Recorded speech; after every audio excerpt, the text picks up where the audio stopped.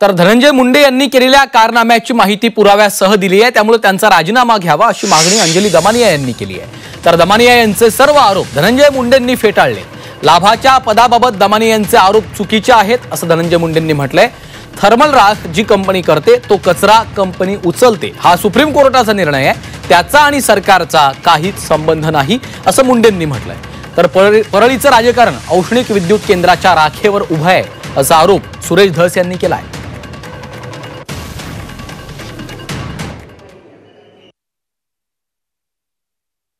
ते सगळेच्या सगळे पुरावे घेऊन मी त्यांना भेटायला गेले।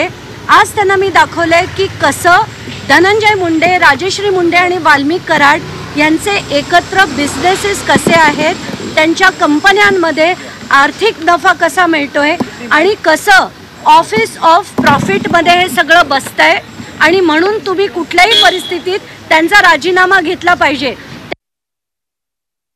म्हणजे प्रत्येक थर्मल पॉवर स्टेशननी केलेला तो कचरा आहे आणि तो कचरा थर्मल पॉवर स्टेशननी स्वतः पैसे खर्च करून उचलला गेलाच पाहिजे, हा सुप्रीम कोर्टाचा निर्णय आहे।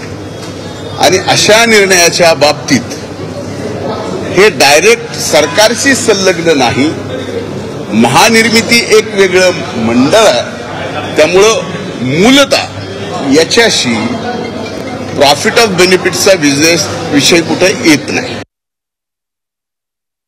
परळी थर्मल मधला अवैध राखेचे जे साठे आहेत, अवैध राखेचे जे साठे आहेत, अवैध राखेचे जे साठे आहेत ते साठे जप्त करण्यात यावेत। कोणाकोणाचे आहेत त्यांची सगळ्यांची यादी माझ्याकडे आहे, ती यादी मी पोलीसकडे देणार आहे आणि थर्मलच्या अधिकाऱ्यांकडे देणार आहे।